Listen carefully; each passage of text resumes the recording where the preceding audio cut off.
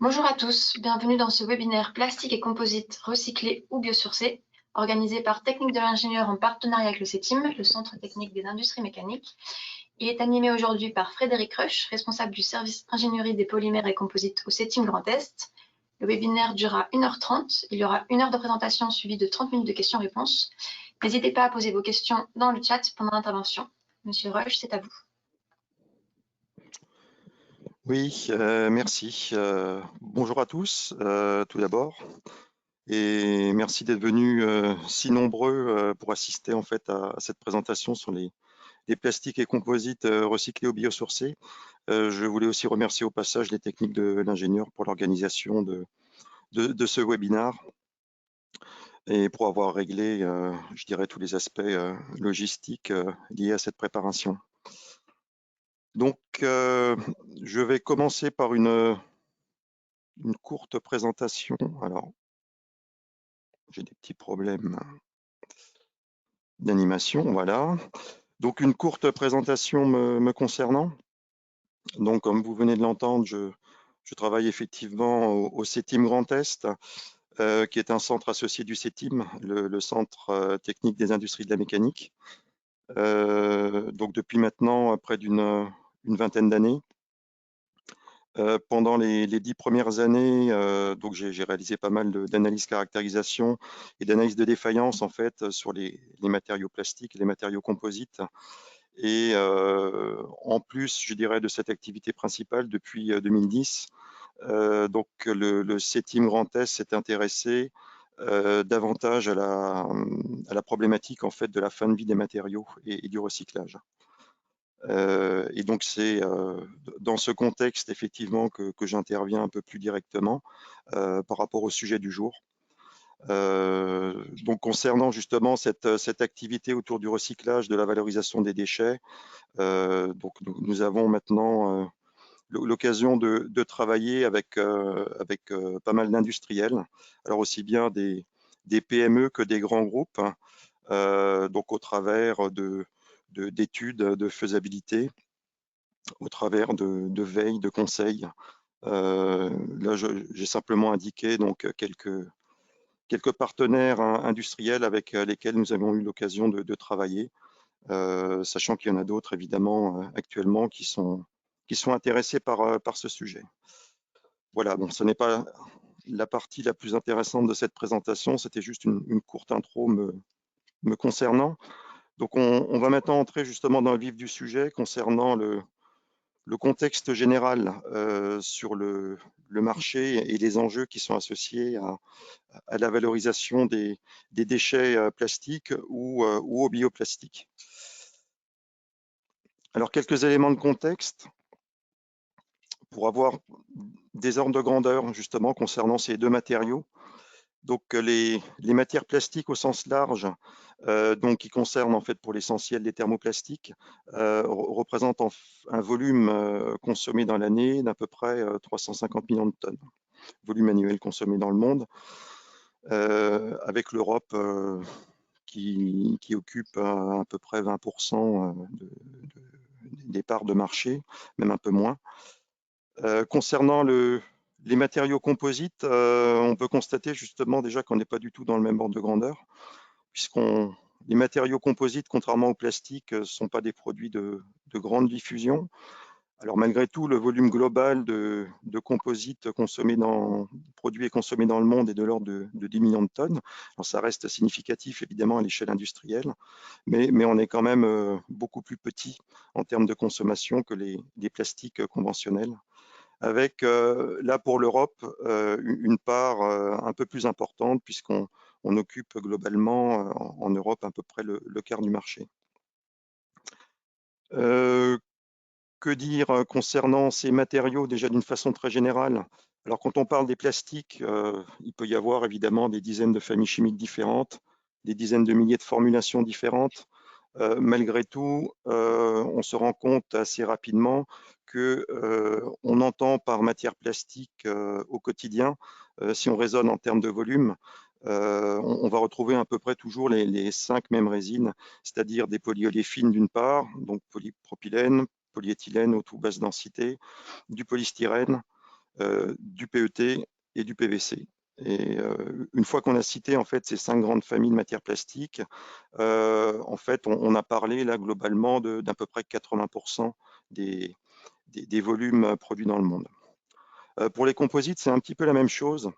Quand on parle de matériaux composites et quand on regarde les chiffres, en fait, dans près de 95% des cas, les matériaux composites correspondent en fait à une résine thermodurcissable, une résine polyester, associée à un renfort fibreux qui est la fibre de verre dans la quasi-totalité des cas. Donc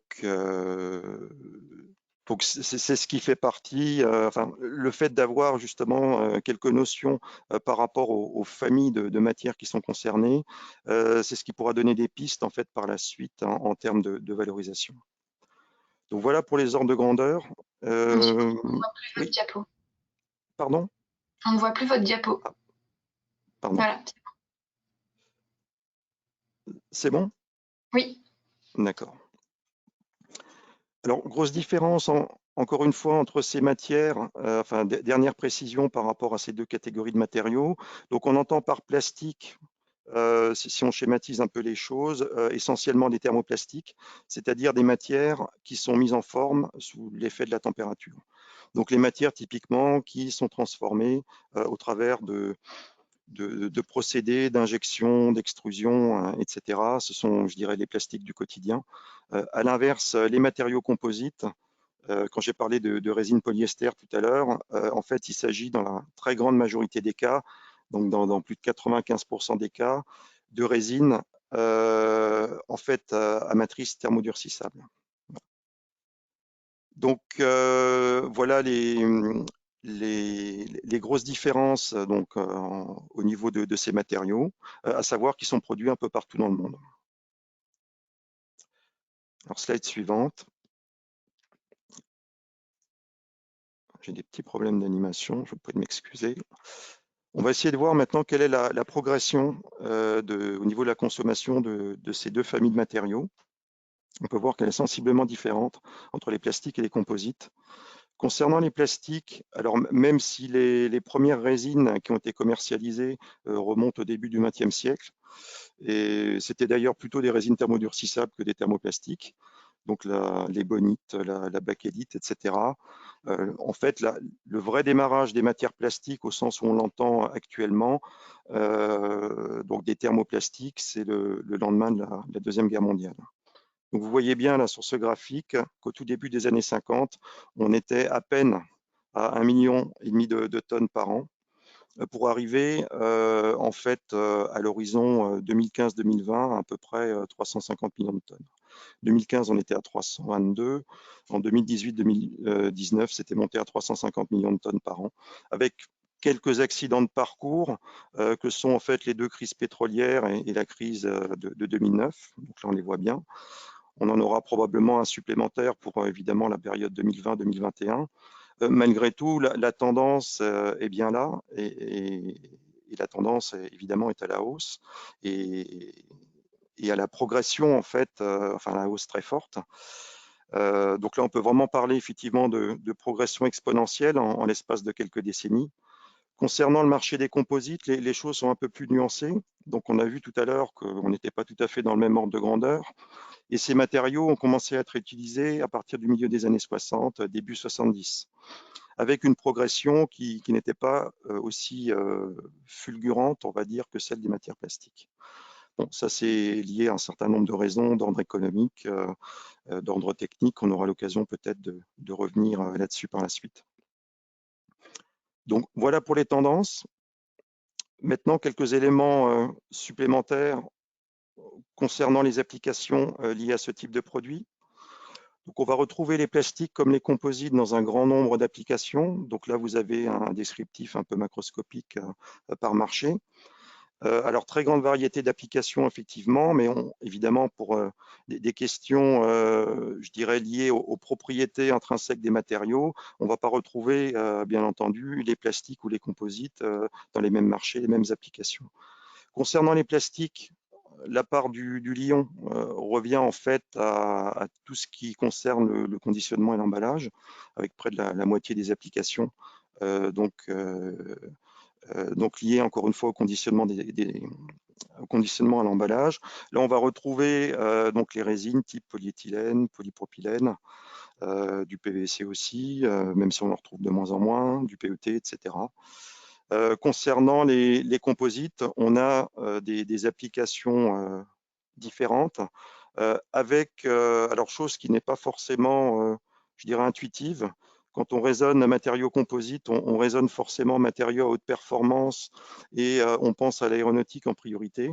Maintenant, en termes de volumétrie, de quantité de matières produites pour des applications aéronautiques, l'aéronautique ne représente que 3% du marché en volume. Par contre, en valeur, c'est bien supérieur, c'est plus de 20%. Donc, on produit peu de matière, par contre, à très forte valeur ajoutée. Et en fait, l'application principale, de façon assez surprenante par rapport aux matériaux composites, l'application principale, on va la retrouver dans le domaine de la construction et dans le bâtiment. Ce n'était pas ce qu'on pouvait penser de façon intuitive, mais ça correspond à la réalité des chiffres.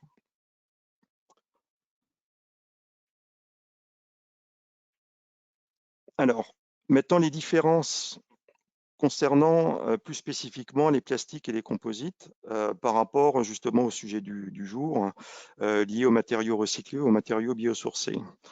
Alors concernant les plastiques, là je vais vous donner quelques chiffres qui sont propres à la France, mais qui peuvent être en fait étendus, extrapolés, je dirais, à ce qu'on va retrouver un peu partout dans le monde.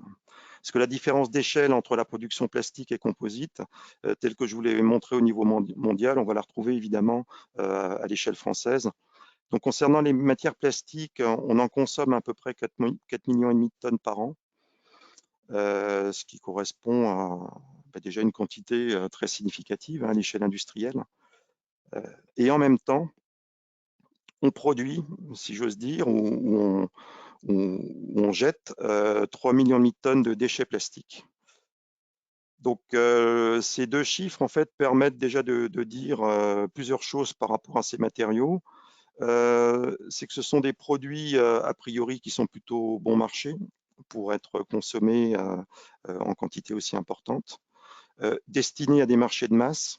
Et effectivement, le conditionnement et l'emballage est un marché de masse et à durée de vie courte. Puisqu'en fait, au cours d'une même année, les 3/4 des matières plastiques que l'on va consommer vont se retrouver à l'état de déchets. Donc on a un matériau qui a des propriétés intrinsèques en termes de durabilité qui sont plutôt élevées. Et malgré tout, c'est une matière qui est pour l'essentiel destinée à des usages à durée de vie courte. Donc là, on a un peu effectivement quelque chose de paradoxal. Donc un matériau très durable dans le principe, encore une fois, avec parfois des usages pour des durées de vie de l'ordre de quelques minutes, quelques heures ou quelques jours. Concernant les matériaux composites, la situation est un peu différente. Donc là, vous avez la représentation des disques, hein, donc en vert comme en jaune, qui est faite à l'échelle. Donc la consommation donc de matériaux composites en France est de l'ordre de 350 000 tonnes par an. Donc là, on retrouve bien la différence d'ordre de grandeur hein, entre les plastiques et les composites. Et surtout, au niveau des déchets, là, on descend à 30 000 tonnes par an à peu près. Donc, quand on raisonne en termes de gisement de déchets à revaloriser potentiellement, on voit effectivement qu'on n'est pas du tout dans le même ordre de grandeur, puisqu'on a un facteur 100 de différence entre le gisement de déchets plastiques qui pourrait être valorisé. Je dis qu'il pourrait parce qu'il est loin d'être revalorisé à 100%. On aura l'occasion de revenir là-dessus par la suite. Et le gisement des déchets composites, donc qui représente à peu près un volume de 30 000 tonnes par an, encore une fois. Donc, les matériaux composites sont des produits à plus forte valeur ajoutée d'une façon générale, hein, comparativement au plastique, parce qu'ils sont plus complexes à élaborer d'une façon générale. Ils sont destinés à des usages à durée de vie longue. Alors quand je dis durée de vie longue, ce sont au minimum des durées de vie de plusieurs années, voire même plusieurs décennies. Les matériaux composites qu'on va utiliser dans le ferroviaire, il y a une durée de vie attendue de 30 à 40 ans. Les composites intégrés aux avions, pareil, des durées de vie de l'ordre d'une trentaine d'années. Les coques de bateau, c'est 20 à 30 ans. Donc, on est vraiment sur des usages là, à durée de vie longue. Et l'idée, c'est de tirer le meilleur bénéfice possible, justement, des caractéristiques des résines pour avoir une application de longue durée. Alors, je viens de me rendre compte qu'effectivement, là, j'ai parlé de plastique comme de composite et de gisements, donc de déchets, donc de matières potentiellement à recycler. Je n'ai pas encore introduit le sujet sur les plastiques biosourcés.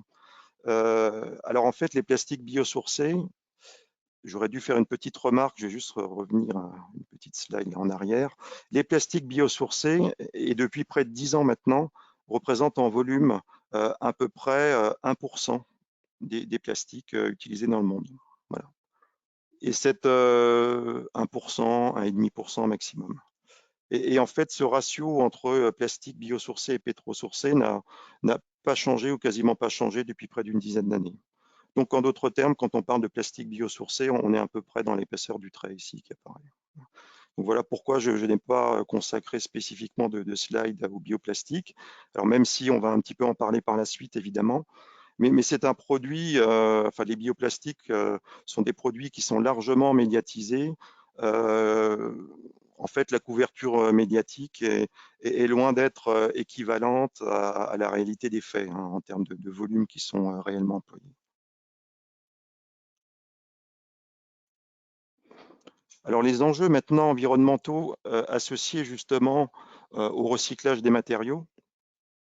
Alors on pourrait en parler longtemps. Là, j'ai choisi en fait volontairement de traiter le sujet en 2 ou 3 slides à peine pour vraiment pour vous donner l'essentiel de ce qu'il faut retenir en fait de cette problématique qui est très complexe. Le problème de fond en fait c'est la disponibilité de l'énergie et la disponibilité des matières en fait qui sont susceptibles d'être employées dans des process industriels. Donc là je vous ai donné quelques chiffres qui sont tous compris comme vous pouvez le constater entre 0 et 100. Ces chiffres en fait représentent des années. Donc là aussi en termes d'ordre de grandeur, on a bon an mal an des durées qui correspondent à des durées de vie humaines. Alors à quoi correspondent réellement ces chiffres exprimés en années? Ça correspond grosso modo en fait aux réserves accessibles et disponibles sur Terre de différents éléments chimiques ou de différentes sources d'énergie. Donc concrètement, le 49 là, représente globalement les réserves de plomb à exploiter dans le monde au rythme où on les exploite actuellement. Pareil, 70, donc 70 ans pour les réserves d'uranium, 63 pour le cuivre, une cinquantaine pour le zinc, à peu près 90 ans pour le fer, et grosso modo une quarantaine d'années, entre 40 et 50 ans pour le pétrole. Sachant que le pétrole ici occupe une place un peu particulière puisque c'est bien évidemment à la fois une source d'énergie et aussi une source de matière si on considère que la quasi-totalité des matières plastiques sont issues du pétrole. Donc en fait, finalement, ça n'est pas tant que ça en termes de réserve. Donc là, on se rend bien compte qu'il va falloir faire un effort significatif, je veux dire ça comme ça, dans les années qui viennent, pour trouver des voies de valorisation qui soient évidemment techniquement et économiquement viables, pour faire en sorte d'utiliser le plus longtemps possible ces matériaux qui sont intégrés à tout un tas d'articles et d'objets qui sont actuellement fabriqués et commercialisés dans le monde. Donc là, si le sujet vous intéresse, je vous ai donné 2 petites sources d'informations, donc de l'ADEME d'une part, et donc un autre ouvrage qui est plus centré en fait sur le problème de la mobilité et du transport, et sur les automobiles en fait en particulier. Donc là le sujet effectivement est traité de façon intéressante au travers de ces deux travaux, enfin de ces 2 études. Alors il y en a bien d'autres évidemment qui existent dans ce domaine. Mais là, je dirais qu'on a 2 sources d'informations qui sont assez intéressantes parce que bien documentées et objectives en fait au niveau de leur approche. Concernant une autre remarque aussi par rapport aux ressources en énergie limitée, Donc là, j'ai parlé du pétrole. On aurait pu faire des remarques similaires par rapport donc en fait au gaz ou au charbon. On a des ressources qui sont limitées. Alors même si le charbon, j'ai cru comprendre que ce sont peut-être dans l'absolu les réserves les plus importantes qu'on ait, qui peuvent s'évaluer en siècles. Malgré tout, il y a, par rapport à la consommation d'énergie, il y a un problème de fond qui est lié à l'utilisation des ressources fossiles, qui est évidemment l'émission de CO2.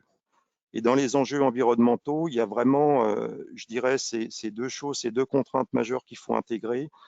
Encore une fois, la disponibilité des ressources qui va devenir de plus en plus limitée, quoi qu'on y fasse, et aussi le problème en fait de l'émission de CO2 liée à la combustion des énergies fossiles, qui est évidemment une source majeure, enfin une cause majeure de l'augmentation de la température sur Terre et du réchauffement climatique. Donc là, je pense qu'actuellement, il n'y a plus trop de débat là-dessus. La photo est faite. Et sachant que 80% de l'énergie est issue de ressources non renouvelables, donc du pétrole, encore une fois du charbon et du gaz, 80%. Donc il va falloir effectivement trouver des moyens pour devenir plus sobre au niveau de la consommation énergétique, même au niveau en particulier des process industriels, tout en intégrant la contrainte liée à la disponibilité des ressources qui va être de plus en plus limitée. Alors, par rapport à ces deux enjeux majeurs, il y a plusieurs réponses qui ont été faites au niveau international. Et donc, j'ai déjà commencé par un premier niveau au niveau européen. Donc, vous en avez peut-être entendu parler ou pas, je ne sais pas.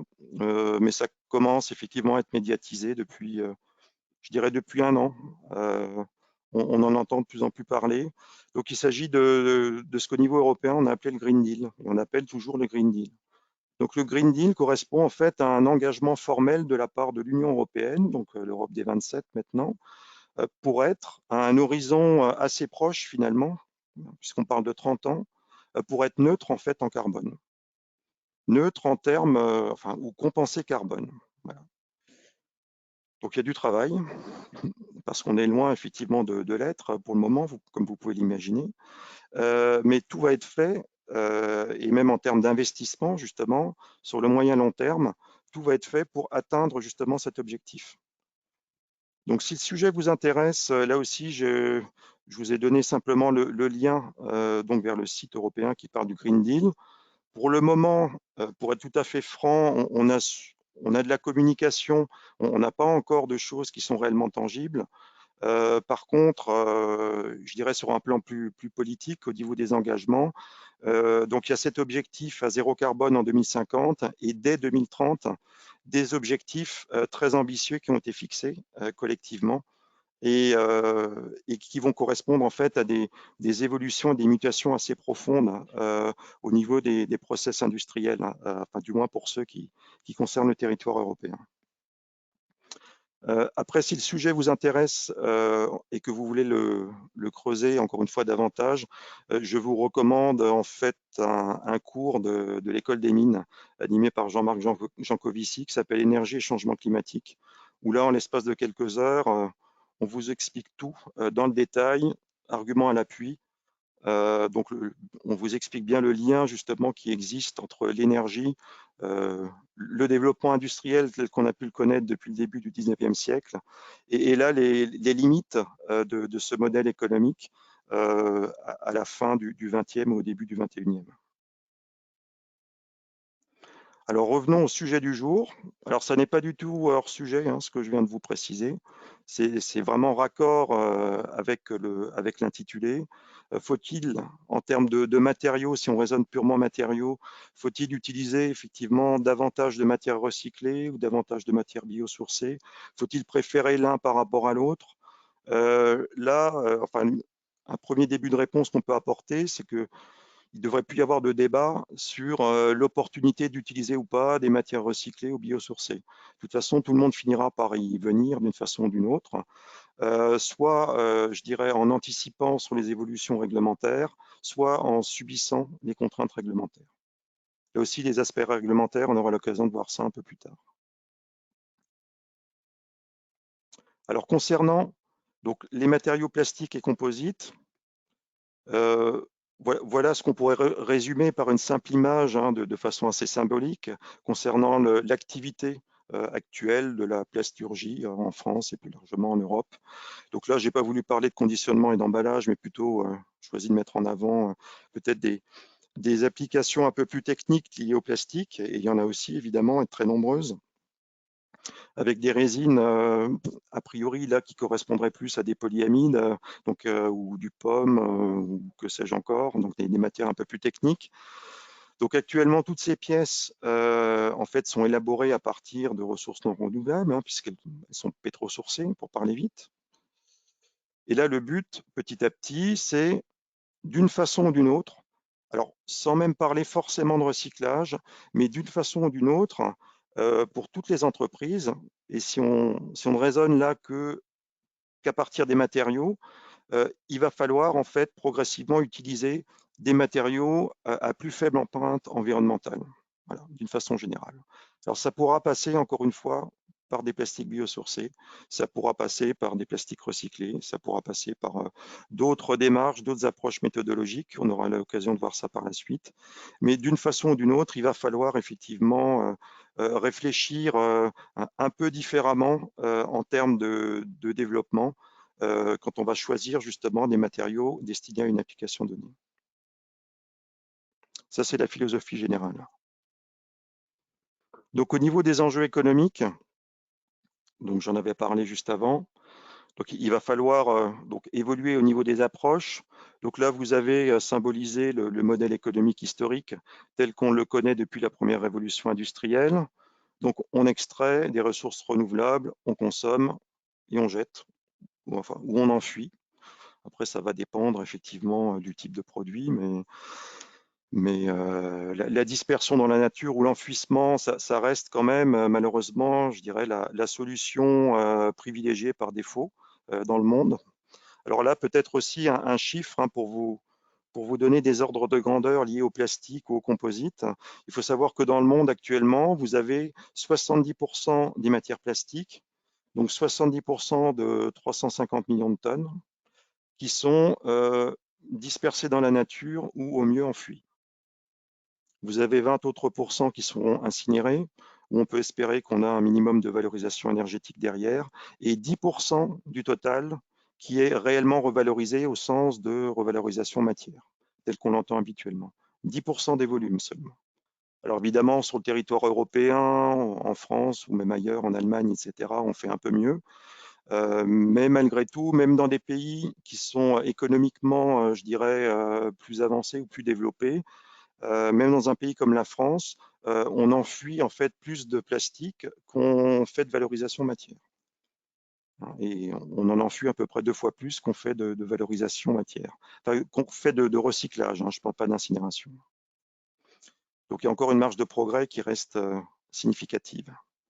Donc le but, c'est de passer de ce modèle historique linéaire à un modèle plus vertueux, où là, en fait, vous allez retrouver toutes les notions autour du développement durable, de l'économie circulaire, etc. Donc là, j'ai récupéré justement ce schéma de principe de l'ADEME. Alors l'ADEME, certains parmi vous connaissent certainement. Donc c'était historiquement ce qu'on appelait l'Agence de l'environnement et de la maîtrise de l'énergie. Depuis quelque temps, alors l'ADEME, au niveau de sa mission, évidemment, continue d'exister, de faire son travail et de le faire très bien d'ailleurs. Mais l'agence, en fait, s'est rebaptisée. Et donc, ça n'est plus l'agence de l'environnement et de la maîtrise de l'énergie, mais l'agence de la transition écologique. Donc là, je pense que les termes, effectivement, ont une importance. Et l'objectif, quand on parle justement d'agence de la transition écologique, je pense que l'objectif là est mieux défini. Et donc, on retrouve plus de documentation en lien, encore une fois, avec le développement durable. L'accent est vraiment mis sur l'économie circulaire, le développement durable, etc. Et donc, le schéma de principe lié justement à l'économie circulaire, c'est loin d'être aussi simple que le schéma qu'on peut avoir en tête concernant, par exemple, la filière de recyclage des bouteilles plastiques.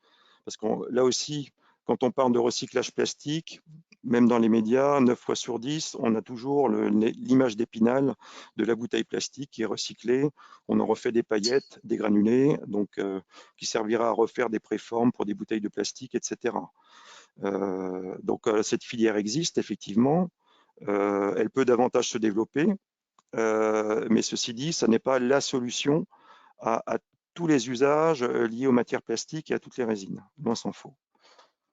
Et donc en fait, dans ce schéma, vous pouvez voir qu'il y a non pas une solution liée au développement durable, mais il y a 7 solutions ou ce que l'ADEME en fait appelle les 7 piliers de l'économie circulaire.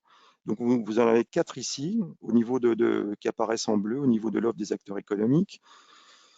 Donc, extraction, exploitation, achat durable, éco-conception, écologie industrielle, économie de la fonctionnalité. Je n'ai pas le temps matériel, malheureusement, de détailler tout ça. Après, en termes de consommation, vous avez la consommation responsable, l'allongement de la durée d'usage. Il y a aussi, quelque part, chacune de ces actions, en fait, va contribuer à limiter l'impact carbone de l'activité industrielle, aussi bien du process industriel que de l'usage. Donc le but, encore une fois, étant de réduire par tous les moyens les émissions de CO2 liées à nos modes de vie modernes, voilà, pour parler vite. Et la dernière option, alors c'est celle du recyclage. Le recyclage, évidemment, fait partie intégrante de l'économie circulaire, mais ça n'est pas la solution, encore une fois, qui va résoudre tous les problèmes. Et donc, par rapport à ça, de façon un peu plus spécifique au niveau du CETIM, il y a 2 aspects en fait sur lesquels on travaille plus particulièrement. C'est celui qui est lié justement au recyclage et celui qui est lié aux approches en fait d'éco-conception. Éco-conception aussi bien au niveau des produits qui peuvent être utilisés que des procédés de transformation. Alors, que va-t-il se passer à l'échelle industrielle? Que va-t-il se passer dans les bureaux d'études? Est-ce que vraiment, justement, cette neutralité carbone avancée, enfin cet engagement de l'Europe, donc pour être neutre en carbone à 2050. Alors pareil pour les États-Unis, hein, qui a réintégré les accords de Paris, donc neutre en carbone aussi à 2050. Pareil pour la Chine, pour la Corée du Sud, pour le Japon, soit 2050, 2060. Tout le monde en fait prend des engagements donc pour faire en sorte d'être neutre en carbone à cet horizon-là. Plus concrètement, à quoi cette réalité en fait va correspondre au quotidien, je dirais, pour les entreprises. Ça ne correspondra pas forcément à une révolution au niveau des développements des produits tels que vous les connaissez. C'est-à-dire que vous aurez toujours un cahier des charges donc d'un produit pour une application donnée, donc une approche assez systématique, méthodologique, etc. Et une fois que le cahier des charges aura été élaboré, il y aura toujours une problématique de choix des matériaux et des procédés de transformation associés. Donc ça, c'est l'approche en fait historique telle qu'elle existe, telle que vous la connaissez. À l'avenir, est-ce que vraiment ce schéma va être bouleversé? Pas nécessairement. A priori, je dirais que depuis 150 ans, cette approche a montré son efficacité, c'est le moins qu'on puisse dire. Là, justement, on est devenu en fait tellement efficace que on produit plus de biens même que ce qui nous est strictement nécessaire. Enfin, ça, c'est encore un autre sujet. Alors après, en termes d'approche, plutôt que d'avoir effectivement de se contenter entre guillemets de conception de produits, on va passer à l'avenir et de façon beaucoup plus systématique à une approche d'éco-conception. Alors là aussi, l'éco-conception, ça fait plus de 10 ans qu'on en entend parler. On retrouve un peu toujours les mêmes exemples, mais c'est loin d'être en fait utilisé et appliqué dans le quotidien des entreprises autant qu'il le faudrait. Là, les choses sont en train de changer. Les choses sont en train de changer, puisqu'il y a plus en plus en fait d'ingénieurs qui sont formés dans ce domaine et qui débutent justement leur carrière donc dans des entreprises avec une activité, je dirais, traditionnelle, pour justement évoluer, pour changer en fait de sensibilité en termes justement de conception produit. Et pareil pour les matériaux et procédés, il va falloir nécessairement à un moment donné choisir des matériaux pour développer et commercialiser des produits. Alors, faudra plus se contenter justement des matériaux traditionnels issus de ressources non renouvelables, mais étendre en fait le champ des possibles aux écomatériaux. Alors, on va entendre par écomatériaux ceux qui peuvent être issus du recyclage, ceux qui peuvent être issus de ressources renouvelables, hein, donc les bioplastiques, biopolymères, etc. Les agrocomposites. Donc là, on a pas mal de vocabulaire autour de ça, pour ne parler, hein, encore une fois, que des matériaux de synthèse. Et pareil pour les procédés. Donc, on connaît les procédés industriels traditionnels. Alors, soit les procédés historiques vont évoluer, pour devenir beaucoup plus sobre, je dirais, en termes de consommation d'énergie, d'émissions de carbone, soit de nouveaux procédés vont être développés ou de nouveaux procédés, même actuellement, sont en train d'être développés, plus sobres en énergie pour transformer justement les matériaux destinés à différents usages.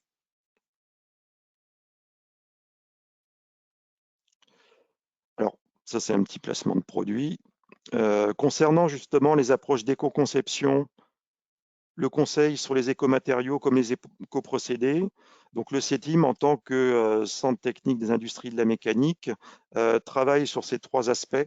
On ne peut pas en fait se contenter de n'étudier qu'un seul de ces trois aspects. Il faut prendre le problème ou le sujet dans sa globalité. Et donc en termes d'éco-conception, le CETIM a été au cours de ces 10 dernières années actif sur le sujet. Pareil pour les écomatériaux comme pour les écoprocédés. Donc, si vous avez des questions en fait à ce sujet, j'aurai l'occasion d'y répondre par la suite. Alors, par rapport aux enjeux industriels, je voulais vous citer, enfin vous donner quelques exemples justement qui sont un petit peu emblématiques de ces mutations qui nous attendent et qui vous concerneront. En fait, le sujet vous concernera d'une façon ou d'une autre, quelle que soit votre activité. Encore une fois, si vous n'anticipez pas sur cette tendance de fond, vous serez d'une façon ou d'une autre rattrapé par la contrainte réglementaire. J'aurai l'occasion de revenir là-dessus par la suite. Donc j'ai choisi pour premier exemple de partir sur un stylo que tout le monde connaît par son design. C'est un produit qui doit exister maintenant depuis, je ne sais pas, peut-être une soixantaine d'années. Produit à grande échelle. C'est l'exemple un peu emblématique justement du plastique à usage unique. Donc disponible en très grande quantité, au niveau du prix économiquement évidemment très accessible. Et en fait, c'est ce produit parmi d'autres avec les sacs plastiques, avec un certain nombre d'applications donc liées aux matières plastiques. C'est ce produit parmi d'autres qui a contribué en fait à l'image de la matière plastique comme étant un produit pas cher à usage unique. Et ça reste encore dans les esprits pour pas mal de personnes même maintenant. Donc là, je vous présente en fait la solution pétrosourcée historique. Qu'existe-t-il maintenant si on ne parle que de ce marché et des dernières tendances?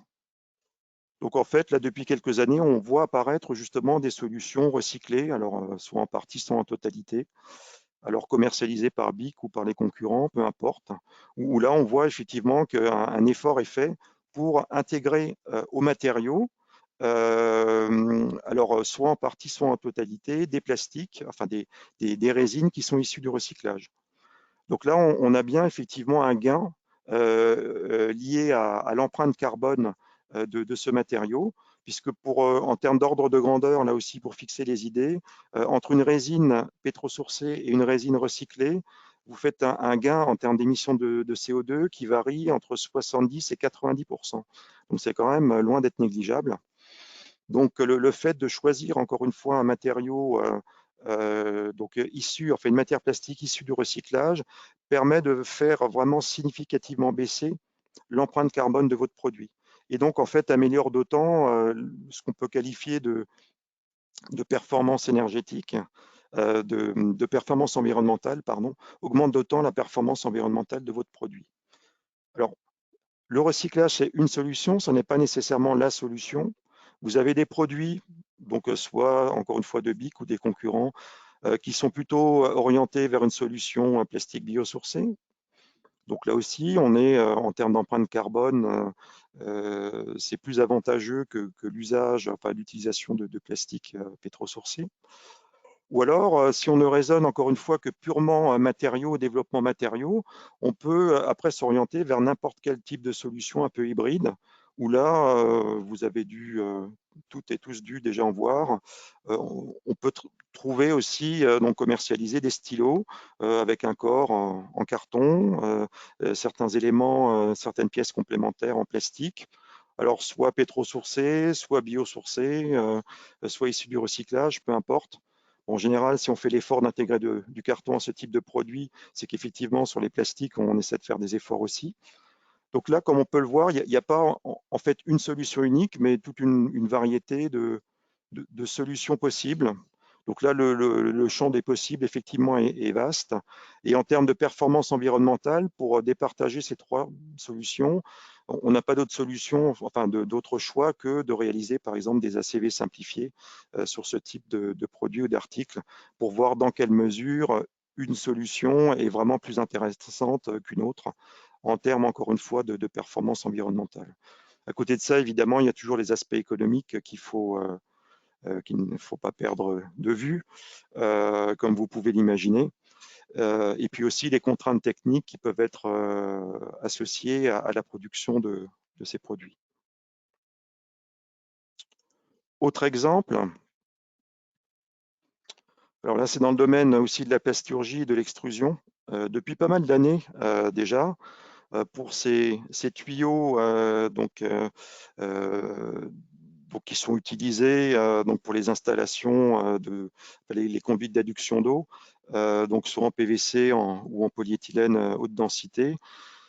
Ces matériaux, maintenant, depuis pas mal d'années, intègrent en partie du recyclé, tout en répondant aux contraintes, évidemment, des contraintes de base, hein, des cahiers des charges produits, où là, on est passé en termes de process, justement, on a fait évoluer le process. Au lieu d'avoir une extrusion simple, on va dire, et conventionnelle, on est passé à des procédés de co-extrusion où, en fait, on va retrouver au cœur du matériau, donc le PVC recyclé, par exemple, et au niveau des pots, le PVC vierge, qui permettra, en fait, au produit de garantir son intégrité, sa neutralité, et de répondre en fait à tous les critères liés au contact avec de l'eau potable, donc toutes les contraintes réglementaires et techniques que vous pouvez avoir associées à ce type de produit.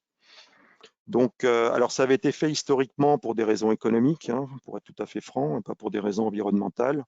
Mais là aussi, on a une bonne illustration dans la mesure où justement l'intérêt économique peut rejoindre en fait l'intérêt environnemental. Donc là, on en a effectivement une illustration assez évidente ici. Autre exemple, là tiré du milieu de la plasturgie, on est plus dans l'injection, enfin la transformation des matières plastiques par des procédés d'injection. Ça, c'est un développement qui a été réalisé par une société qui s'appelle APM. Donc tout est dans le titre, hein, je pense, Automotive Performance Materials. Donc où là, vous avez un exemple de planche de bord en polypropylène, autant que je me souvienne, qui intègre des fibres naturelles, des fibres de chanvre en l'occurrence. Alors, je ne me souviens plus du pourcentage massique hein, de renfort fibreux. On devait être probablement à 20, peut-être 20-30%. Donc là, le but, évidemment, c'est d'abaisser l'empreinte carbone de la matière. Le but, en même temps, là aussi, c'était de faire la démonstration qu'on pouvait avoir une matière contenant donc, des fibres naturelles, avoir une matière formulée pour répondre à toutes les contraintes techniques du cahier des charges donc liées à cette planche de bord. Hein, on ne s'est pas simplement contenté de mélanger, je dirais, du polypropylène avec de la fibre de chanvre. C'est un peu plus complexe que ça, évidemment. Il y a des problèmes de fond aussi à régler, des problèmes de compatibilité entre la matrice et le renfort, après des problèmes de durabilité, puisque la planche de bord doit conserver un certain nombre de caractéristiques, évidemment, en termes de durabilité, au niveau des propriétés d'aspect aussi. Donc, il y a énormément de contraintes à intégrer. Et en fait, donc on peut actuellement, et des contraintes économiques, évidemment, comme vous pouvez l'imaginer, on peut en fait intégrer toutes ces contraintes et arriver en fait à des démonstrateurs, enfin à des produits qui répondent à des niveaux d'exigence très élevés, puisque là, vous avez un exemple, justement, une illustration qui vous est donnée en lien avec une application automobile. Et donc, ce produit, enfin, cette illustration permet justement de se démarquer par rapport aux autres solutions qu'on va trouver de façon plus conventionnelle ou plus traditionnelle. Alors, dans le domaine des matériaux composites, on va trouver le même type, je dirais, de propositions au niveau des produits. Donc, des structures sandwich, là, vous avez quelques exemples avec un matériau d'âme ici en PVC recyclé. Là, la photo de droite, une mousse en PET recyclé, donc des bouteilles issues du recyclage, donc qu'on fait mousser, qui sont transformées en matériaux d'âme pour des applications composites. Autre application, autre approche aussi, donc en termes de valorisation de déchets. Là, il s'agit de gisements composites thermoplastiques. Alors, malheureusement, matériaux qui sont trop peu utilisés actuellement, mais qui présentent en fait un vrai potentiel en termes de valorisation matière, contrairement justement aux composites thermodurcissables qui sont utilisés dans l'immense majorité des cas, du moins pour l'industrie des composites actuellement. Donc là, vous avez un exemple de récupération de chute de production pour convertir ça en, comment dire, enfin réaliser des moyeux donc pour des vélos électriques avec aussi, je dirais, des contraintes, la mécanique en l'occurrence en particulier, qui sont assez élevées, mais auxquelles justement des produits de ce type-là peuvent répondre. Alors concernant justement les enjeux industriels par rapport à la problématique de revalorisation des déchets plastiques et composites, au niveau du CETIM Grand Est, en fait, on a choisi de travailler sur la valorisation de 2 gisements de déchets, donc soit des gisements de thermoplastique. Donc là, vous avez la filière actuelle qui existe. Donc c'est le disque en gris là qui tourne, dans le sens où vous avez même en France quelques centaines de milliers de tonnes de matières plastiques qui sont actuellement revalorisées, où on reproduit des granulés, donc qui sont réinjectés, sans mauvais jeu de mots, dans la filière classique des thermoplastiques, hein, donc au travers de procédés d'injection ou d'extrusion. L'idée, en fait, l'idée de base, c'est de capter une partie de ce gisement pour l'associer à des renforts longs ou continus, issus ou pas du recyclage d'ailleurs. Ça peut être de la fibre de carbone, de la fibre de verre, du chanvre, du lin, etc. Donc, trouver un moyen qui permette, encore une fois, d'associer la matrice recyclée avec un renfort pour produire donc, des matériaux à durée de vie plus longue, à performance mécanique plus élevée.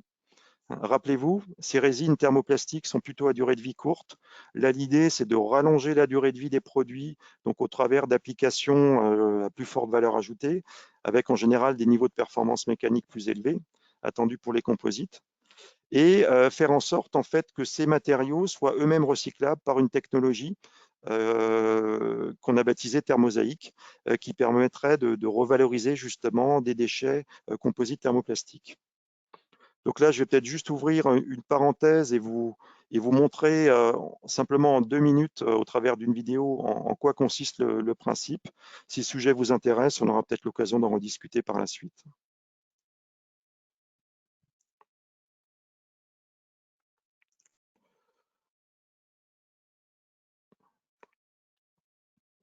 Voilà, j'espère que tout le monde voit l'écran.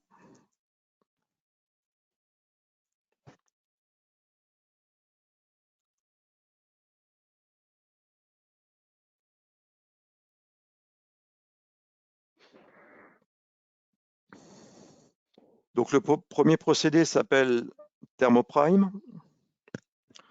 Donc l'idée en fait est de produire une plaque ou un panneau, produire un stratifié issu en fait de l'association d'un renfort long continu, donc soit du mat, soit du tissu, associé à une résine issue du recyclage. Alors résine thermoplastique bien entendu. Donc là, le procédé est compatible avec tout type de résine. Ça peut aller du polypropylène au PIC, peu importe. À partir du moment où la résine est fusible, on peut l'associer au tissu pour fabriquer un stratifié. Donc la plateforme, le pilote industriel tel qu'il est installé à Mulhouse, permet de passer d'une technologie à l'autre, donc technologie thermoprime à thermosaïque. Donc thermosaïque, c'est la techno qui permet justement de revaloriser soit des chutes de production ou des produits en fin de vie de composites thermoplastiques, donc les stratifiés dont j'ai parlé auparavant. L'idée étant en fait d'agglomérer ces broyats pour fabriquer des plaques avec des propriétés spécifiques évidemment à ce type de produit.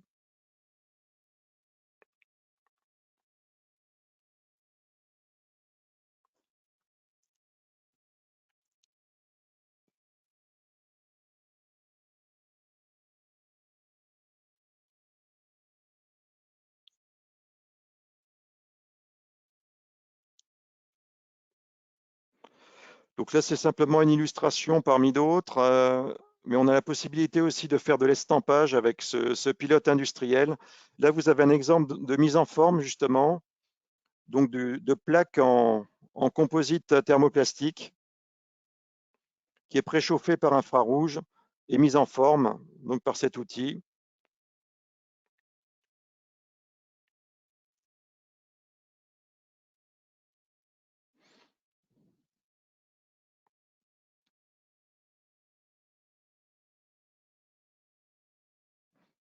Voilà, donc là, vous avez un exemple de, alors c'était un petit peu rapide sur la fin, mais un exemple donc d'une pièce qui a été mise en forme alors qu'elle était élaborée à partir de broyats agglomérés justement de composites thermoplastiques. Donc même en termes de géométrie, on peut atteindre je dirais un niveau de complexité assez élevé par rapport à ce qu'on pourrait réaliser, je dirais, en utilisant simplement des stratifiés avec des tissus beaucoup plus conventionnels. Donc voilà en termes de potentialité de recyclage qui peut exister concernant encore une fois les résines thermoplastiques et les composites thermoplastiques. Alors maintenant, par rapport aux enjeux industriels toujours, l'idée évidemment concernant ces enjeux industriels, c'est de pouvoir répondre aux attentes des clients. Et d'être en avance même sur les tendances du moment si possible. Donc là, je vous ai donné un exemple parmi d'autres, mais qui lui aussi est assez emblématique, c'est celui des articles à usage unique. Donc voilà ce qui existait historiquement. Donc tous ces produits en fait à usage unique vont être proscrits donc par la réglementation. Et on aura beau passer en fait du pétrosourcé au biosourcé, quelque part, ça ne changera rien au problème de fond, puisque c'est vraiment en fait l'usage qui est remis en cause par la contrainte réglementaire. Donc, encore une fois, que le produit soit biosourcé ou issu de ressources pétrolières, ça n'est pas le sujet de fond. La loi luttant contre le gaspillage et faisant la promotion de l'économie circulaire, la loi AGEC, en fait, interdit ce type d'usage, partant du principe que le meilleur déchet étant celui qu'on n'aura pas recyclé par la suite.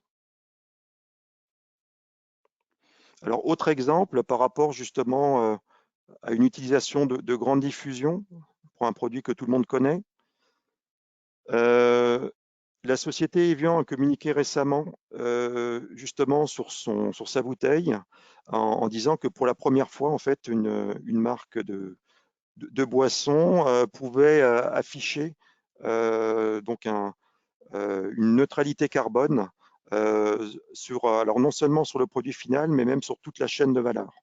Donc entre le moment où on va capter justement l'eau pour l'embouteiller et jusqu'au moment où on va distribuer cette bouteille, donc des ACV ont été faites faisant la démonstration, a priori, qu'on arrive à atteindre, alors non pas une neutralité carbone, mais une activité compensée carbone.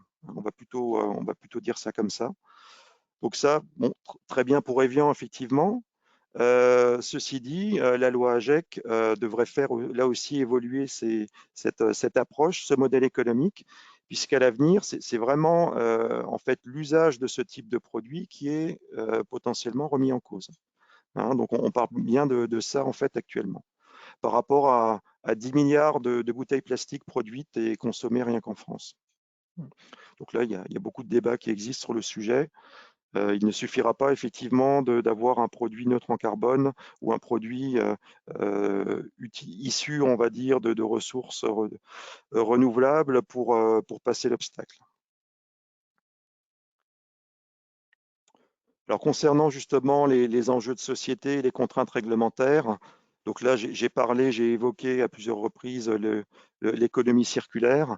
Donc je vous ai parlé juste avant de la loi AGEC, qui est la loi donc anti-gaspillage pour une économie circulaire.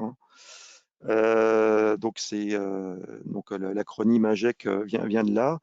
Alors en fait, quelque part, cette loi va être déclinée au travers de différents outils. L'outil principal, c'est celui qui consiste en fait à mettre en place ce qu'on appelle des REP, des filières REP. Donc des filières REP, en fait, ce sont des filières correspondant à la responsabilité élargie du producteur. C'est le principe du pollueur-payeur, en fait. Donc ces filières, on les connaît par rapport, par exemple, au domaine automobile. Hein, ça existe déjà depuis pas mal d'années. Par rapport au textile aussi, depuis près de 15 ans. Là, de nouvelles filières vont être mises en place à partir de la période 2021-2022 sur les articles de bricolage et de jardin, sur les articles de sport et loisirs, sur les jouets, les articles de pêche d'ici quelques années, les textiles à usage unique. Donc tout va être fait, encore une fois, pour trouver donc des solutions qui soient pérennes pour limiter d'une façon ou d'une autre aussi bien la consommation de matière que la consommation d'énergie. Et donc si on cherche à réduire aussi fortement les consommations de matière et d'énergie, c'est bien pour les raisons que j'ai expliquées donc auparavant. Donc là aussi une petite remarque par rapport à l'ISO 26000 que vous voyez ici, pardon. Donc là, l'ISO 26000 serait en fait un outil méthodologique qui permet justement qui permettrait d'atteindre les objectifs donc fixés par les différentes contraintes réglementaires qui sont en train de se mettre en place.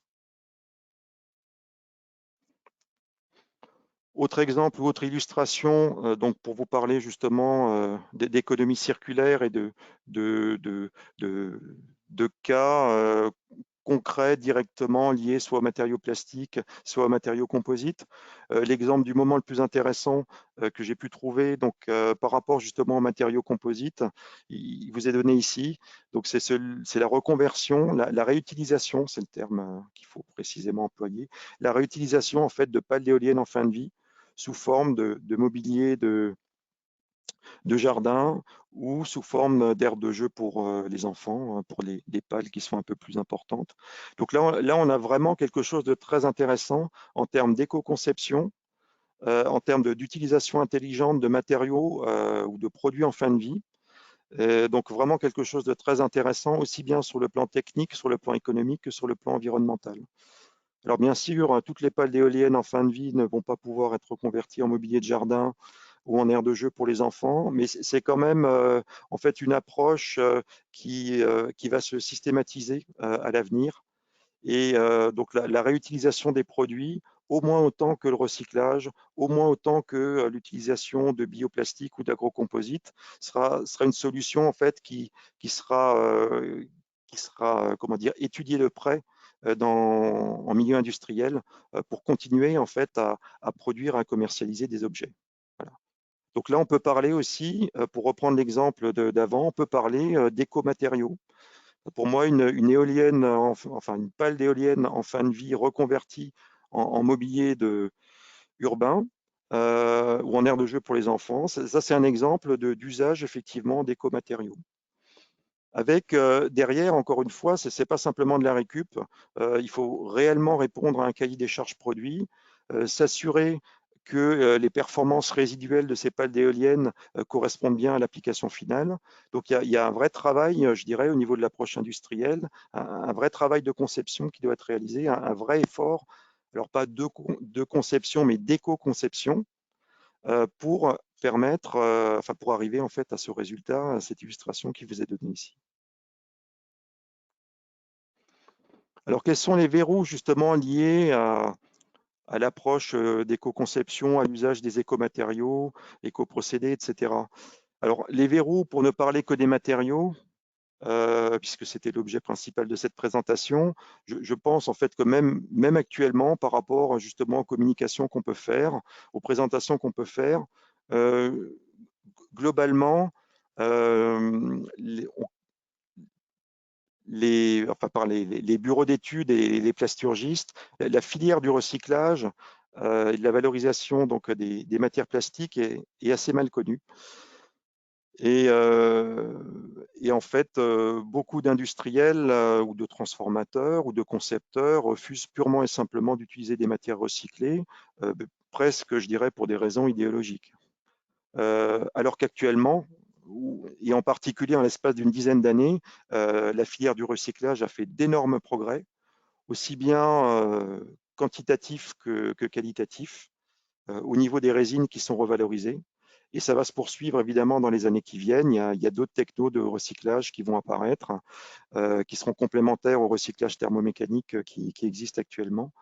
Donc en fait, la disponibilité de matières est bel et bien présente, enfin de matières correctement recyclées. Maintenant, je dirais qu'il y a toujours une certaine frilosité à l'idée justement d'utiliser ces matières parce que elles étaient justement dans une vie antérieure, elles correspondaient à un déchet. Mais là, encore une fois, la filière du recyclage plastique, et depuis pas mal d'années maintenant, c'est beaucoup professionnalisé. Il y a beaucoup de méthodologies intégrées en fait à ces process, et on arrive à garantir des volumes, on arrive à garantir des caractéristiques, enfin des propriétés mécaniques en termes de modules, de résistance mécanique, tenue au choc, etc. On arrive même dans certaines applications à garantir des couleurs. Donc j'ai vu ça en fait donc chez certains recycleurs. Donc on peut aller vraiment très très loin au niveau justement du cahier des charges, au niveau des exigences du produit, de façon quasi équivalente, ou même équivalente, on peut le dire pour certaines applications, équivalente à ce qu'on pourrait avoir avec des résines vierges. Par rapport aux matériaux biosourcés, là aussi, il y a une certaine méconnaissance liée à ce type de produit. C'est très largement médiatisé. Maintenant, l'usage de ces produits est beaucoup plus limité que la couverture médiatique de ces matériaux. Donc, là aussi, il peut y avoir quand même, je dirais, un certain nombre de précisions qui seraient apportées autour de ces produits. Alors, est-ce qu'on dépassera vraiment les 1 à 2 % de consommation par rapport au total? Donc, un jour ou l'autre, ben ça, c'est l'histoire évidemment qui le dira. Ce qui est certain, c'est que même pour des usages limités en termes de volume, les bioplastiques ou les biopolymères, pour parler plus précisément, trouveront évidemment leurs applications, trouveront leur marché. Maintenant, il y a un certain nombre de contraintes qui sont associées à ces produits. Il faut effectivement bien les intégrer pour, je dirais, ne pas être déçu par la suite. Voilà, ça reste un des inconvénients parmi d'autres, hein, mais ces matériaux restent relativement chers, même significativement chers par rapport soit aux matières recyclées, soit aux matières pétrosourcées. Il faut bien comprendre pourquoi ces matériaux sont significativement plus chers et à partir de là, identifier, je dirais, les bonnes applications qui permettront malgré tout, malgré le coût élevé du produit, enfin de la résine de base, de trouver les bonnes applications. Alors, une petite synthèse rapide par rapport à cette présentation très courte, hein, je vous l'accorde, autour d'un sujet qui est très complexe. J'espère qu'on aura quelques questions qui seront posées par la suite. Donc là, l'idée, c'était de brosser en fait donc une présentation très très macro et très globale donc sur les différents enjeux qui sont associés donc en fait à ces matériaux au travers de l'environnement, au travers de l'industrie et au travers des attentes en fait de tout un chacun. Sachant que l'idée, encore une fois, c'est de converger globalement vers un système, un modèle qui soit le plus durable possible. Et pour qu'il soit le plus durable possible, il faut qu'il soit le plus sobre possible, aussi bien au niveau de l'énergie consommée pour faire tourner le système que des matériaux qui sont employés. Donc les quelques verrous, je vous les ai donnés très rapidement donc au travers de la slide qui qui vous a été communiqué, enfin que je vous ai montré auparavant. Donc ça pourra être évidemment, je dirais, développé au travers de présentations ou de formations donc, qui portent plus spécifiquement sur le sujet. Donc pour aller plus loin justement, simplement un exemple parmi d'autres, mais donc le CETIM, du moins CETIM, les formations CETIM Academy proposent en fait des stages justement sur le potentiel des matières recyclables et biosourcées dans des applications donc de produits. Donc là, on parle aussi bien de plastique que de composite, hein, recyclé comme biosourcé. L'idée étant de faire un petit peu l'état des lieux justement de ce qui existe, de ce qui est industriellement accessible et de ce qui demandera peut-être encore un petit peu de développement pour arriver, je dirais, à un minimum de maturité industrielle. À côté de ça, vous avez d'autres formations CETIM Academy qui peuvent vous être proposées autour de l'éco-conception, comme vous pouvez le voir ici, ou autour plus largement de problématiques en fait de conception et de choix de matériaux pour des applications donc, qui intègrent encore une fois des plastiques. Voilà, vous trouverez aussi un certain nombre de documentations, de notes de veille, de rapports de synthèse, donc aussi bien au niveau de la mécathèque du CETIM que certains articles aussi des techniques de l'ingénieur. Donc, ils sont en libre accès pour l'occasion. Donc là, je vous laisserai le soin de regarder ça plus en détail. Donc, sachant qu'il y aurait encore une fois évidemment beaucoup de choses à dire sur le sujet. Voilà, là, je pense en avoir à peu près fini. Donc, je suis effectivement au bout de la présentation. Donc, bon, j'ai légèrement débordé de 5 minutes, hein. Donc, je vous écoute maintenant. Si vous avez effectivement des questions, n'hésitez pas à vous manifester. Alors, merci pour cette présentation. Effectivement, il y a déjà pas mal de questions qui ont été posées dans le chat. Vous pouvez continuer à les poser hein, sur le chat, donc à droite de votre écran, normalement, dans la barre GoToWebinar. Il y a eu d'abord des premières questions au début de la présentation. Sur la slide des ressources en matières premières, le pétrole est noté à 47 années. Nous parlons de quel type d'extraction du pétrole? L'augmentation continue de la consommation est-elle intégrée dans le calcul des ressources ou est-ce calquée sur la consommation d'une année en particulier? Alors là, bon, le sujet est très vaste et très complexe. Je ne suis pas un hyper spécialiste du domaine, je vais être tout à fait franc. Maintenant, quand vous regardez les sources d'information et quand vous cherchez à les recouper, hein, un peu comme le ferait un journaliste, en fait, on est toujours dans les mêmes ordres de grandeur. On a entre 40 et 50 années devant nous de consommation de pétrole au rythme où on le consomme actuellement. Alors après, enfin, je pense comprendre ou deviner ce qu'il y a derrière cette question. Est-ce qu'on intègre justement, comment dire, le pétrole extrait enfin les bitumes extraits du Canada ou pas? Là, la réponse est oui. Même en mettant tout bout à bout, est-ce qu'on intègre aussi effectivement le gaz de schiste ou le pétrole de schiste ou pas? La réponse est oui, même en intégrant, enfin, en agrégeant, je dirais, un peu toutes les technos du moment, avec les conséquences environnementales hein, associées à l'extraction aussi de ces matières qui deviennent de plus en plus problématiques. Même en mettant tout bout à bout, on n'arrive en fait pas à résoudre ou à repousser de façon significative l'échéance. Pour prendre l'exemple justement des États-Unis, si depuis le début de l'année 2021, les États-Unis ont réintégré l'accord de Paris, c'est bien pour répondre justement à cet objectif de neutralité carbone à l'horizon 2050, malgré le fait que les États-Unis continuent d'extraire et à grande échelle des hydrocarbures du sous-sol, notamment au travers du pétrole de schiste ou du gaz de schiste. Mais en même temps, ils savent très bien que cette extraction massive donc de ressources renouvelables, au mieux, ne permettra que de gagner quelques années, peut-être 5 ans, peut-être un peu plus, mais ça ne permettra pas de résoudre en fait le problème de fond. Sachant qu'au passage, ces ressources sont fortement émettrices évidemment de CO2. et qu'il faut limiter par tous les moyens les émissions de CO2 par la suite. Donc là, c'était pour répondre à la première question. Et la suite, en fait, des questions en lien avec l'énergie, c'était? L'augmentation continue de la consommation est-elle Oui. intégrée dans le calcul des ressources ou est-ce calquée sur la consommation d'une année en particulier?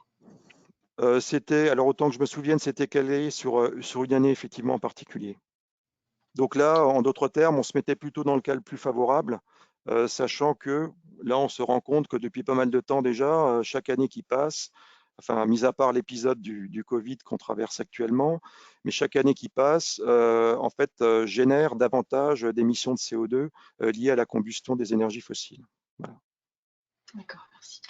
Alors, on a beaucoup de questions qui sont posées. Je pense pas qu'on aura le temps de répondre à toutes. Donc, je vous signale dès maintenant qu'il y aura une adresse mail qu'on vous indiquera à laquelle vous pouvez envoyer vos questions si jamais on n'y a pas répondu.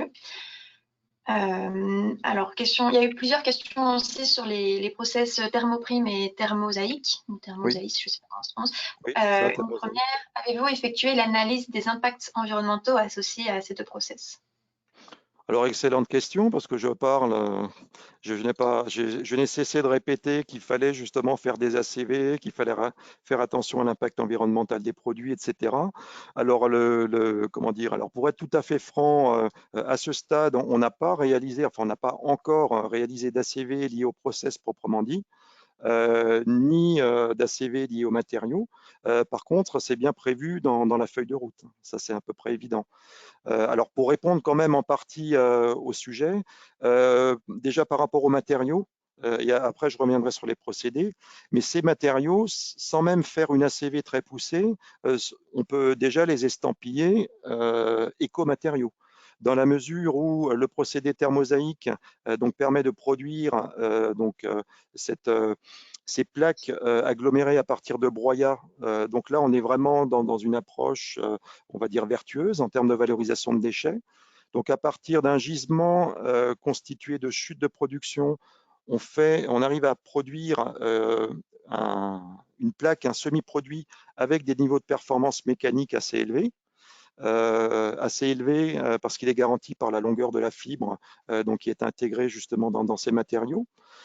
Et pareil pour les plaques, les stratifiées issues du procédé thermoprime. À partir du moment où on associe une résine issue du recyclage avec, on ne l'a pas encore fait, mais ça peut être le cas demain, avec une fibre de carbone issue du recyclage, on produit en fait une matière à valeur ajoutée avec des ingrédients qui ont une empreinte carbone bien plus limitée que les équivalents vierges.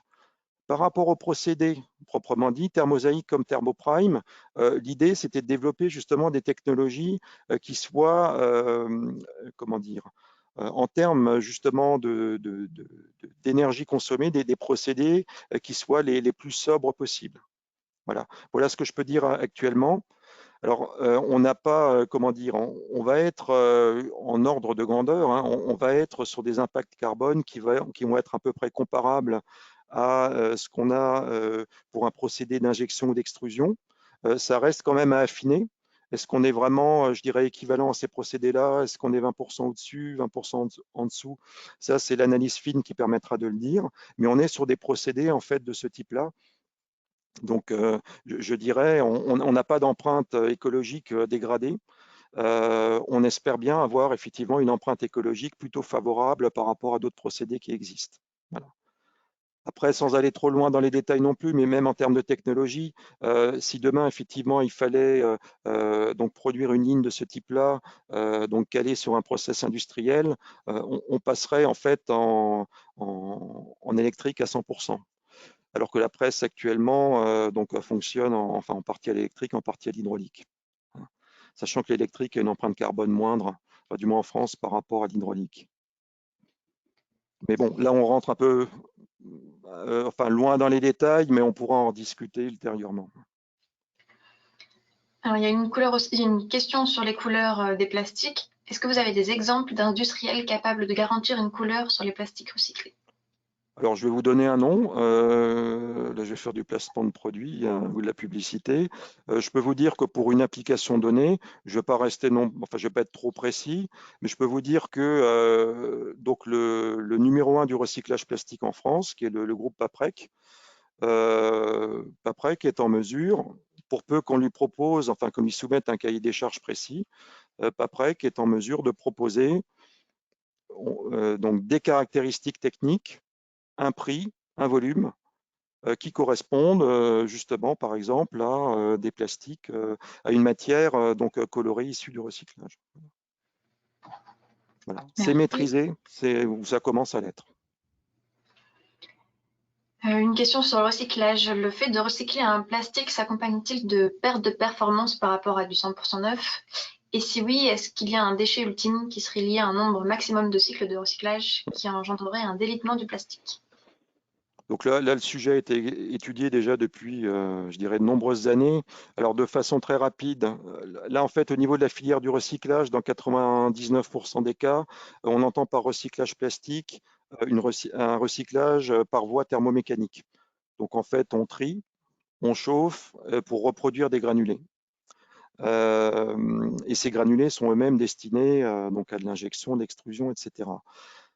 Donc ce recyclage dit thermomécanique, donc par extrusion, hein, c'est tout simplement réextruire de la matière pour produire des granulés.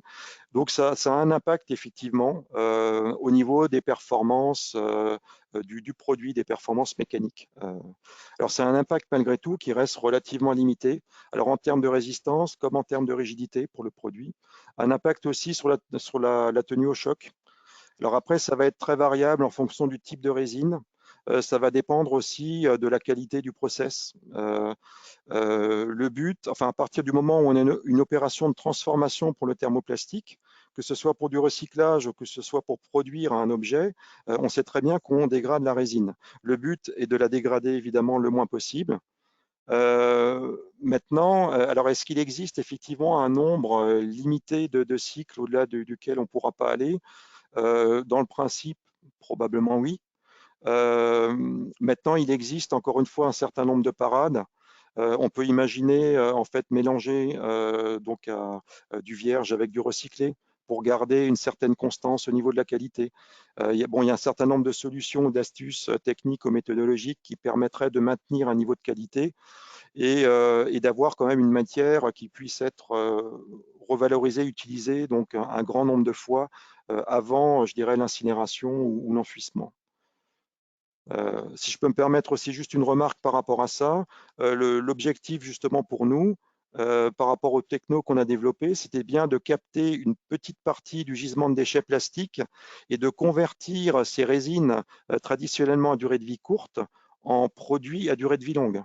Hein, comme j'ai pu le montrer auparavant, ou le dire, les plastiques, c'est effectivement une durée de vie très limitée, inférieure à un an, de façon schématique, alors que les composites, à l'inverse, sont des matériaux qui auront des durées de vie qui pourront se chiffrer en années, voire même en décennies. Donc là, le gain environnemental aussi est très significatif. Merci. La R&D sur les composites est-elle plutôt axée sur les résines ou sur le type de renfort fibreux autre que le verre? Alors ça, c'est plutôt pour les applications composites, si j'ai bien compris. Oui, pour les composites. Pour les composites. Pour les applications composites, alors des développements effectivement sur les résines issues du recyclage intégrées à notre process. Donc ça fait l'objet de travaux maintenant qui nous occupent depuis quelques années. Donc, enfin, je dirais cette expertise, ces connaissances, on les a. Voilà, là, je ne peux pas m'étendre évidemment sur le sujet davantage. Si certains ou certaines sont intéressés, n'hésitez pas à me recontacter, à nous recontacter à ce sujet. Après, au niveau des renforts, il y a aussi effectivement des travaux qui ont été faits. Historiquement, je dirais que les premiers développements ont été réalisés avec de la fibre de verre vierge. Alors pourquoi la fibre de verre vierge? Parce que c'est 95% du marché. Mais notre techno, en fait, n'est pas limité à l'utilisation d'une matière vierge ou d'une matière recyclée. À partir du moment où, en fait, on a une résine qui peut être mise en forme en jouant sur la température, donc une résine thermoplastique et un renfort fibreux, Le renfort fibreux, comme je l'ai dit, peut être issu du recyclage, issu de ressources renouvelables ou vierge, peu importe, tout va passer dans la machine. Et pour répondre à la question, donc on a effectivement travaillé donc sur des renforts fibreux issus de ressources renouvelables. Et bon, les études ont montré que ça fonctionnait plutôt pas mal. On a travaillé avec du chanvre, on a travaillé avec du lin, on a travaillé avec de la fibre d'ortie. Donc il y a plein de choses effectivement qui. Alors on n'est pas les premiers hein, à avoir travaillé sur le sujet, loin s'en faut, mais on fait partie aussi des centres, je dirais, qui ont étudié la question. L'originalité chez nous étant d'associer encore une fois une résine issue du recyclage avec ce type de renfort. Sachant que les résines issues du recyclage ont parfois des caractéristiques ou des spécificités que n'ont pas les résines vierges. Merci. Une autre question, 50% des volumes plastiques sont utilisés dans l'emballage. Comment évaluez-vous les risques COV dans les emballages alimentaires avec les matières recyclées et avec les matières biosourcées par rapport au plastique pétrosourcé? Oula, alors ça c'est un problème très complexe. Là c'est la réglementation en fait qui répond. Alors si effectivement il y a des problématiques de COV, donc de composés organiques volatiles, là, en fait, pour moi, le seul critère, c'est le critère réglementaire. Vous avez tout un arsenal réglementaire qui existe par rapport à, je dirais, au plastique à usage alimentaire et au contact alimentaire.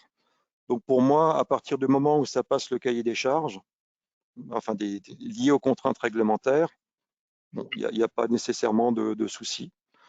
Alors, c'est vrai que les plastiques recyclés ont la réputation souvent de présenter certaines odeurs, etc. Là aussi, encore une fois, tout dépend du cahier des charges. L'exemple des bouteilles en plastique, là, on a un exemple effectivement où on a un plastique issu d'une bouteille en fin de vie qui est réutilisée pour produire des bouteilles et donc qui obéit au cahier des charges donc d'une bouteille élaborée à partir de matières vierges. Maintenant, plus largement, si on prend n'importe quel type de plastique recyclé, il ne va pas nécessairement, enfin d'entrée de jeu, répondre à tous les critères en termes d'alimentarité, ça c'est clair. Je vais pas, en fait, comment dire, je ne suis pas en train de vous vendre ça. Maintenant, ce qui existe pour travailler justement sur ce sujet, sachant que le recyclage thermomécanique, en fait, exception faite du PET, peine à produire des résines qui présentent justement la caractéristique du contact alimentaire. Je ne dis pas que ça n'existe pas, mais c'est très peu développé. En fait, depuis quelques années, en parallèle justement donc, du recyclage thermomécanique qui existe maintenant depuis une petite vingtaine d'années dans la filière du recyclage traditionnel, depuis un an ou deux, on voit apparaître, enfin, il y a beaucoup de travaux qui sont réalisés autour du recyclage chimique, qui pourrait être la solution par rapport au plastique, la solution pour justement arriver à produire ou resynthétiser des résines qui ont exactement les mêmes caractéristiques que celles du vierge, et en particulier le contact alimentaire. Voilà, donc des solutions. Demain, concrètement, l'industrie ou la filière du recyclage, demain, sera en mesure de répondre aux exigences les plus élevées, y compris celles liées à l'alimentarité des plastiques. Donc, et ça se passera plutôt, je dirais, par le développement du recyclage chimique. Merci. Qui sont les fournisseurs de plastique biosourcés? Est-ce que ce sont les mêmes que pour les pétrosourcés? Ça dépend. Parfois oui, parfois je n'ai pas de réponse unique malheureusement, mais bon, Arkema et son polyamide communiquent effectivement sur comment dire, sur le Rilsan qui est 100% biosourcé.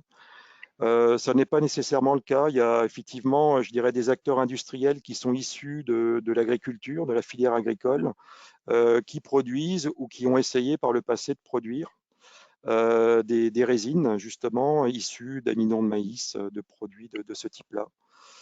Voilà, effectivement, on ne retrouve pas nécessairement les mêmes acteurs industriels. J'ai pas de réponse unique, malheureusement. D'accord. Lorsque l'on compare la fin de vie des plastiques, le recyclage est-il forcément plus coûteux que la biodégradabilité pour des applications textiles, par exemple?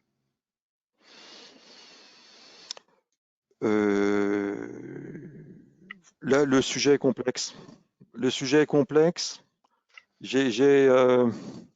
je trouve presque dommage qu'on songe en fait enfin dommage. Je trouve intéressant qu'on s'intéresse effectivement à la fin de vie des textiles, et en même temps je trouve dommage qu'on ne réfléchisse pas davantage déjà aux options de réutilisation ou aux options qui consisteraient à limiter déjà la production et la consommation de textiles. Je pense que le problème de fond il est là. Et il n'est pas en fait lié nécessairement à trouver de nouvelles voies de recyclage, de compostage ou que sais-je encore par rapport au textile.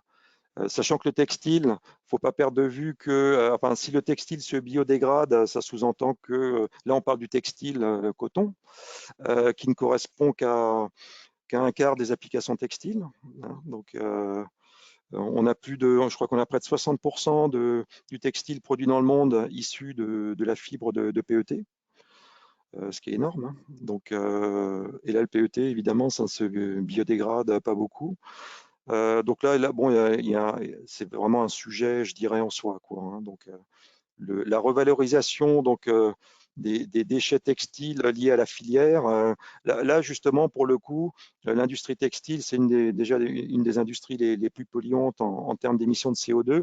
Et on a vraiment, même en 2020, un bel exemple d'économie linéaire avec une industrie qui n'a pas encore opéré sa mue pour passer justement du modèle linéaire au modèle circulaire que j'avais évoqué auparavant. Merci. Alors, une autre question pour les bureaux d'études. Est-ce que les fournisseurs développent la possibilité de dimensionner avec des matériaux recyclés? Sinon, où trouver des données mécaniciennes pour faire du dimensionnement avec des matières recyclées? Fournisseurs, point d'interrogation. Les données pour dimensionner une pièce, vous les trouverez dans la fiche technique produit, comme vous le faites en fait avec une résine issue enfin la résine que vous allez acheter chez un Arkema, comme j'ai pu le dire, un BASF ou d'autres. Voilà, tout est dans la fiche technique produit. Après, effectivement, si un recycleur n'est pas en mesure de produire cette fiche technique, ben, voilà, là, vous pouvez déjà, entre guillemets, vous méfier. Mais là, enfin, du moins tous ceux que je connais sont parfaitement en mesure de vous proposer, pour peu que vous ayez un cahier des charges précis, ce n'est pas toujours le cas. Hein. Donc, parfois, certains bureaux d'études ont du mal, en fait, à communiquer un cahier des charges précis. Mais pour peu que ce cahier des charges soit clairement défini, en face, effectivement, donc un recycleur est en mesure de vous proposer une matière avec les caractéristiques qui correspondent aux contraintes du cahier des charges, en termes de rigidité, en termes de contraintes des formations à la rupture, en termes de tenue au choc, puisque en termes de fléchissement, température limite de fléchissement sous charge. Voilà, ce sont les 4-5 critères qu'on va retrouver habituellement quand on est dans des approches de conception de produits. Actuellement, les recycleurs peuvent répondre à ces questions. D'accord, merci. Une autre question, quelles sont les prochaines échéances réglementaires pour favoriser les plastiques recyclés et biosourcés? Alors là, des objectifs, il y en a beaucoup. Il y a notre président qui avait donné un objectif 100% de valorisation plastique à 2025. Je ne ferai pas de commentaires. Bon, ce qui a été dit au-delà de ça, enfin, je ne vais pas dire plus sérieusement, mais ce qui a été fixé, c'est d'atteindre déjà comme objectif pour la filière du recyclage en France, hein, pour ne parler que de cette filière-là, autant que je me souvienne, l'idée c'est d'être en mesure techniquement déjà de recycler 1 million de tonnes de plastique par an à l'horizon 2025, ce qui est énorme. Donc on est loin du 100%, mais si déjà on arrive à ça, ce serait déjà pas si mal. Alors après aussi, il y a des ambiguïtés. Est-ce qu'on met justement, est-ce qu'on entend par recyclage ou valorisation, est-ce qu'on met dedans l'incinération ou pas, etc. Là, je dirais que le sujet reste ouvert. Mais disons qu'il faudrait trouver d'une façon ou d'une autre des solutions qui soient autres que l'enfouissement. Voilà. En fait, finalement, la valorisation, c'est n'importe quel type de solution sauf l'enfouissement. Voilà. Sachant qu'on continue davantage, enfin, d'enfouir davantage de plastique actuellement qu'on en revalorise d'une façon ou d'une autre. Donc cet objectif, il est, voilà, ayez en tête 1 million de tonnes de plastique revalorisé à l'horizon 2025. Merci. Alors, on approche de la fin. Je vais juste prendre une dernière question avant de conclure. Donc, on reste sur la réglementation.